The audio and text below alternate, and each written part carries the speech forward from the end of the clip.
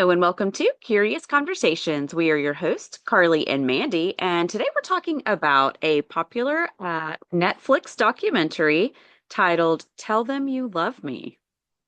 Yeah, how about that title too? Like that pretty much sums it up, right? That implies some things. Oh, yeah. Oh, yeah. Dead Okay, giveaway. so we're talking about Anna Stubblefield and Derek Johnson. And they first met in 2009. And he was disabled gentleman, living with his mother and brother and really dependent on them. She comes in, this is the short version, she comes in to their life trying to be of assistance. So she's not so much a caregiver as she is she's trying to help Derek, I guess, basically get down to who he is through a pretty unique process, I guess you'd say. Yes. Good way to put it. Yeah. Yeah. So that was facilitated communication. Yeah. And prior to this documentary, had you ever heard of facilitated communication? I don't remember hearing that term. Um, I thought back and was trying to think if I had seen something like that before. The only thing that I could think of is like in hospitals. If someone has had a stroke or they've got the tube down that they can't talk, then they will have like a pointing board or something.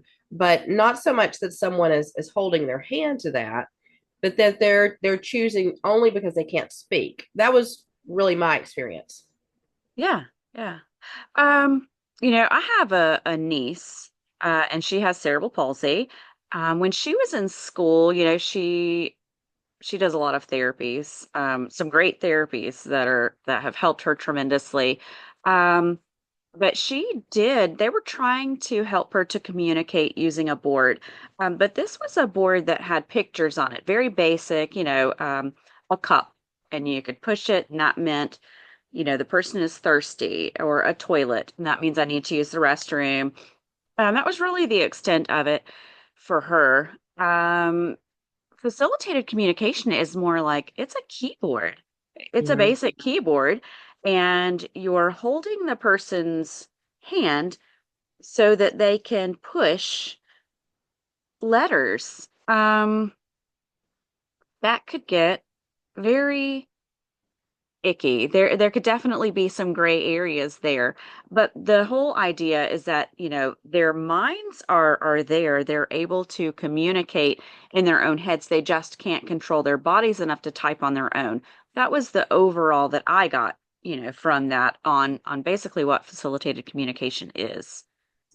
Yeah, and this was not something that she was alone doing. Other people have done this. This was not the only person that she had worked with. You had, as you're going through, you had other people, a couple of people specifically who were given their experience, led you to think, Mhm. oh wow, okay, this really worked for somebody. And how do you know what's in somebody's mind if they're not able to express that? And he was uh, he really struggled with movement and with speech. That was not something where he could, I guess, express himself well. And Mhm. the mom knew what to expect from him. She had picked up on those cues and stuff, so that she knew this means this. If he taps this, this means this, because she'd spent her whole a life with him. I mean, his whole life. So as an adult, she saw him one way.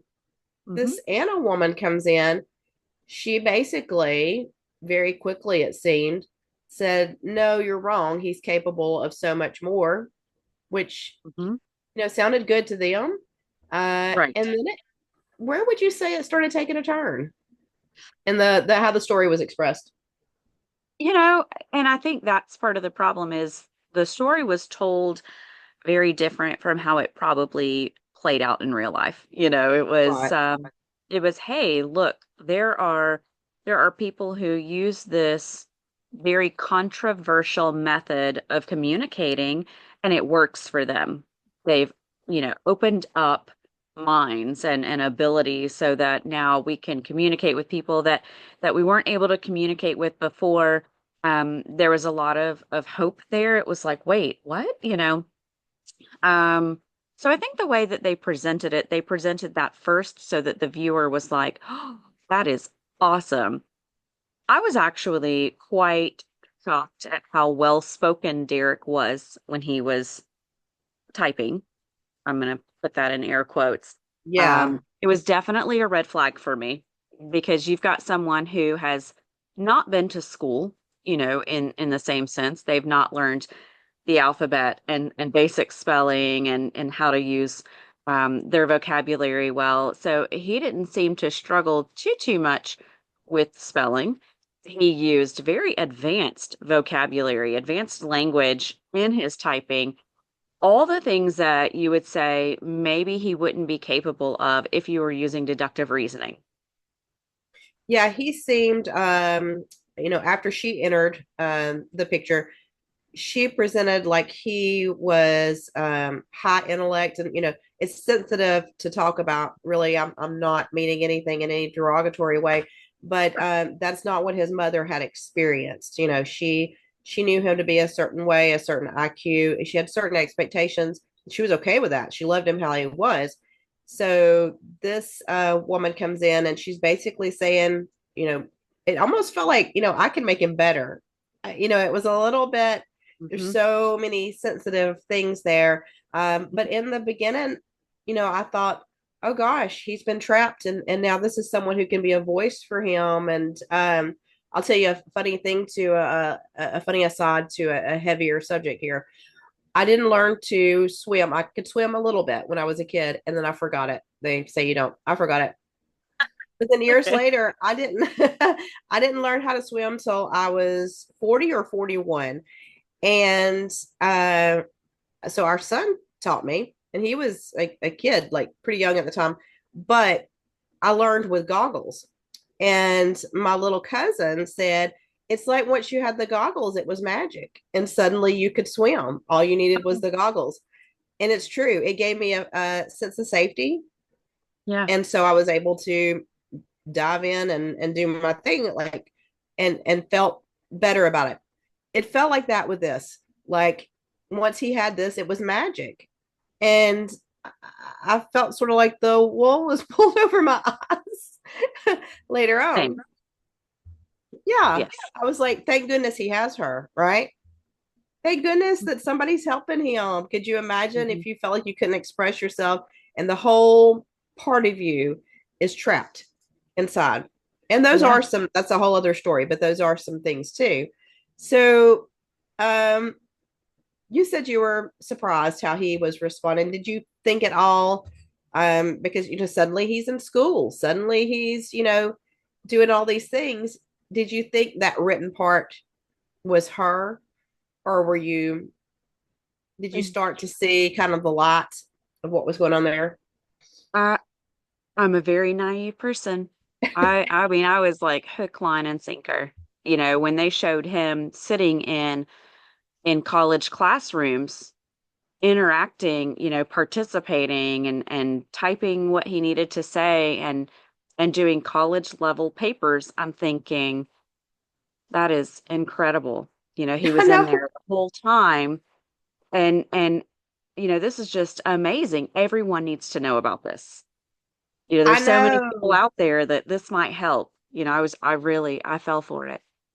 Okay, so I don't know that it's being naive so much as hopeful. Like Yes. you're rooting for somebody. You're hoping for the best for them, and I think that the mother and the brother, the dad was not in the picture in this story, but the mother and the brother, they both maybe they were a little skeptical, but they were hopeful.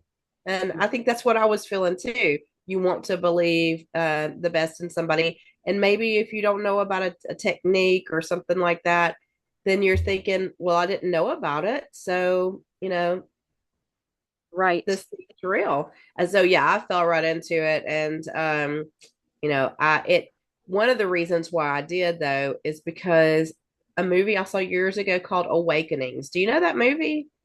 No. Okay, I can't remember. I think it was the 90s.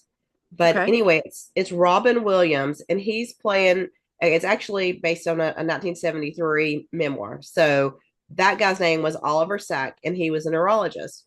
So in this, it's Robin Williams playing this part, and and he Robert De Niro is a patient, so he is very um, not the same kind of thing, but he is unable to communicate, unable to move well. He has something called encephalitis lethargica. Have you heard of Okay. this? Okay. It's been called like a sleeping sickness or a sleepy sickness. Mm, Um and it was first described like in 1917, like a long, long time ago. And it's about a disease that attacks the brain. So basically, it between like, I don't know, 1915 and 20 something, there was like an epidemic of this, which is interesting on its own. And so if you get a chance to watch that movie, I think it's pretty, they might have embellished a little bit. But anyway, like there were 500,000 deaths during this time period. mm, Um, yeah, and so people who didn't die, they just never went back to their self. They were just, they say lethargic, but it's not just tired. So in the mhm. movie, like they portray Robert De Niro's character as someone who's unable to have control of their movements, and they're basically in a catatonic state. This guy comes in and he has this medication that's fixing these people at the hospital. He tries it out on him first. He starts to, but it's a controversial medicine. He starts kind of coming to and doing some things, and it's shocking because it's like someone who's been comatose and now they're moving and they had all that there. And this guy, he sort of taps into that with this medication, and so I don't want to tell you how it ends, but in case you watch it, but that's what I was thinking about was, oh my gosh, you've got somebody who Mhm. was willing to find that one thing that helps this person out. And she had had a love for people with disabilities. I thought that Right. was interesting. Did you? Yeah, that was part of her career. That's what she did. She had put her all of her energy and effort into that. So that was, and that came from her mother. Her mother worked with the disabled, and so I just thought that's really sweet. It was set up perfectly so that you almost fell in love with her and her story and thought, "Man, what an angel." Yeah. So then she decides she wants to, that she has romantic feelings for him and that he has those same feelings for her. And that's all based on this keyboard, this magic keyboard. And, that was like a little bit of a flag for me, like, okay. And, you have to check your judgment. You have to check, your perception and how you're looking at something because, this seemed to be her truth, right? She had feelings for this person. She was seeing the real person in there.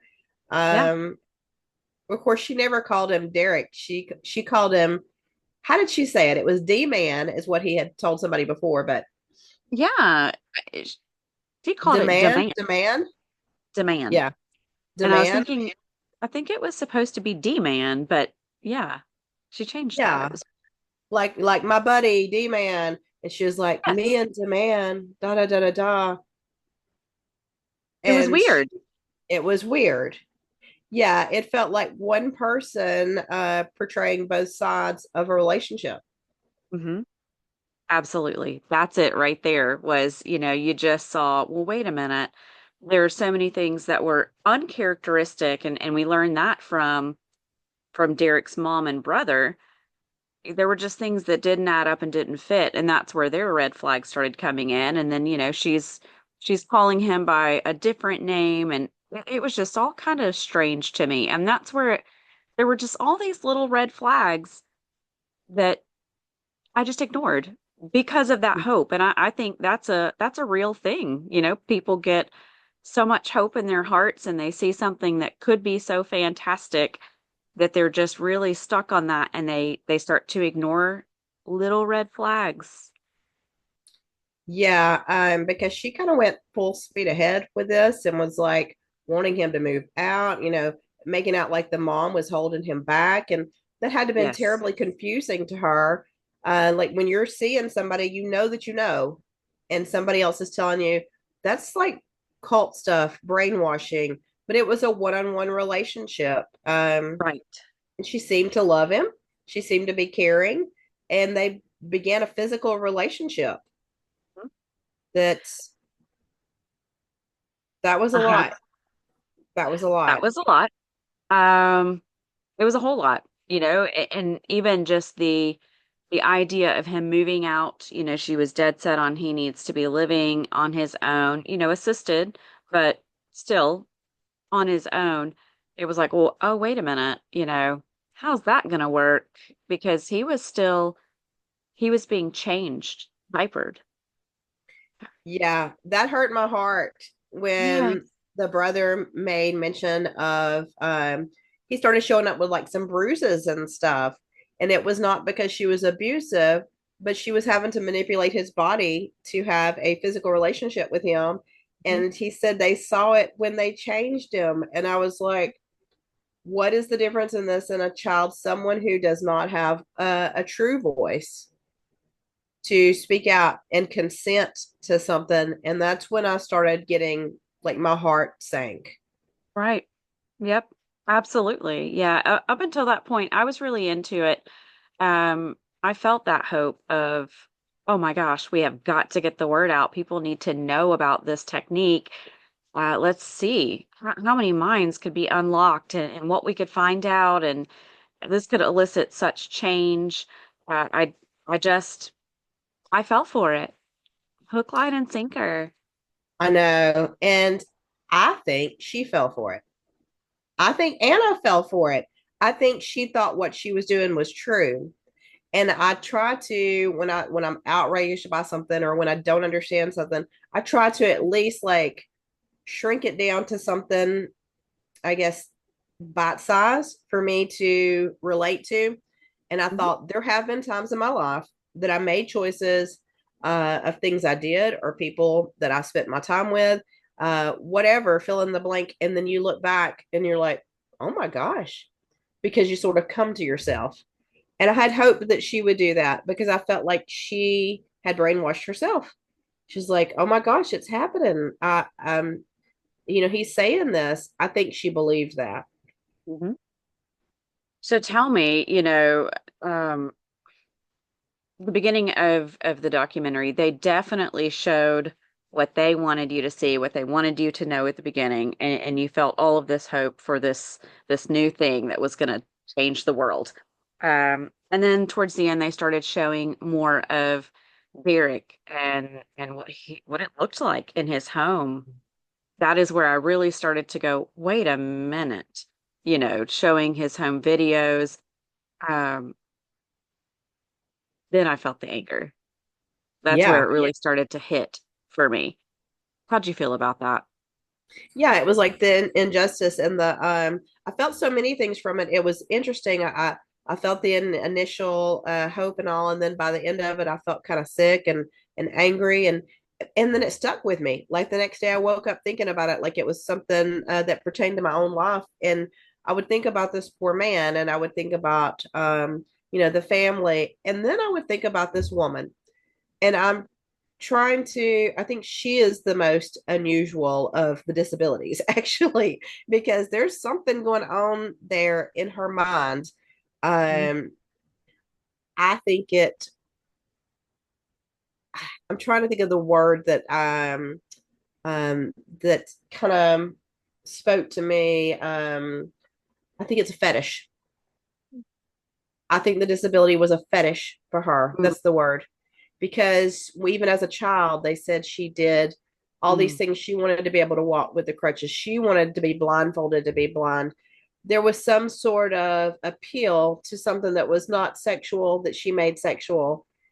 And that right. was a very weird study. I couldn't even be angry with her because there was something up there. So I kept thinking about her. I kept thinking about him and kind of taking that on. Like it would pop up again, like, oh, I really hate that. Yes. I I felt that same conflict. I think there was, I didn't look at her and think, she intentionally took that to a deep evil level. That wasn't what I got from her. What I got from her was there's definitely something there. There's something that needs to be worked on. Something that she probably needs to deal with that may come from childhood since it Hmm. appears so far back in her life. I think that Anna Stubblefield was delusional. Hmm. I think, it's easy to get fixed on something like to a point where it becomes real in your mind. It's there and you believe it so strongly. I think she truly believed in facilitated communication and believed that Derek was communicating with her. I Hmm. think there was on some strange level, she believed everything that she was putting out there. Um, but she caused serious harm with her actions. Yes. There's just, and there has to be a repercussion for that. So, she was arrested. She did do her time, and she was found guilty of this inappropriate behavior. What did she get? Like 12 years, and she didn't have to serve all of that. Um, Yeah, but she gets out, and they show this video of her afterwards, and she still talks the same way about the she does. situation. She Yep. was not enlightened. No, not at all. And I think that's sad. She's not able to work in her field any longer. Right. Um, and that's good. That's That's good. 100% that needs to be the case. But I think she needs some help. Yeah, and then he has gone on, now that we realize fully that he can't express himself in the same way that she was implying that he could. So he has gone on with his life, unable to fully express how that affected him, and that's a trauma. That's a trauma. So he had not had those adult experiences, and it kept eating at me. It kept bothering me, and um, this sounds like a weird connection, but I know we have a future episode about Ouija boards coming up. Hmm. So Yep. there are a lot of different opinions on what people think that is. If you don't believe it's like a spiritual thing or something esoteric, then you might believe it's a practical thing, like your mind is messing with you. And it made me think of that. Like when two people are playing on this board or working this board or whatever, are they like, oh my God, it's saying so and so? But it's because on some subconscious level, you have moved it to say that, and it feels very Yes. real. I don't know. That's for a future episode, but it did make me think of this. I thought the same thing. I Yeah. thought, oh, well, wait a minute. Is it that you're so fixed on what you think the answer is going to be? You're anticipating that, that on some level you're helping to make that a reality. Yeah, we'll definitely have to bring that into that conversation. That's going to be very interesting. But yeah, I think that you can fool yourself, and I think that she was fooling herself, maybe with the best intention. But you could almost see it in her face, like this, when somebody really believes something, and there's nothing to it at all. Right. It's just in this case, it happened to really hurt someone Mhm. else, and then secondary, it hurt the family too. Mhm. They just seem so sad about it Mhm. for him. That's something that, he will deal with the trauma of that with the family members. They have to live the rest of their lives with him, dealing with that trauma and learning how to navigate what he's been through and what that's done to him and their relationship with him. Yeah, I guess in the end, I kind of felt like, um, he's good, they're good, and she's not. But I know it's not that simple. Yeah. Yep. For sure. So I'm not even quite sure how to wrap this up because, like I said, it sticks with me. Yeah. Yeah, I think if you haven't watched it, you got to watch it. It's worth the time. It'll make you angry. Made me angry Yeah, for sure. So, yeah. watch it. Um, yeah. We'd love to hear your thoughts though. if you have thoughts on communicated facilitation, Mhm. um, other therapies, that are controversial, there's a lot of them. I didn't even realize that until I really started looking into it. That you don't know what works and what doesn't work, um, until you've done it enough and there's enough studies out there. And so, we want to hear your thoughts on all of this. And if you love our podcast, be sure to subscribe. We want you to share it with friends. If you have something curious you'd like to share or an idea for an upcoming episode, you can shoot us an email at ourcuriouspodcast@gmail.com. We would love to hear from you.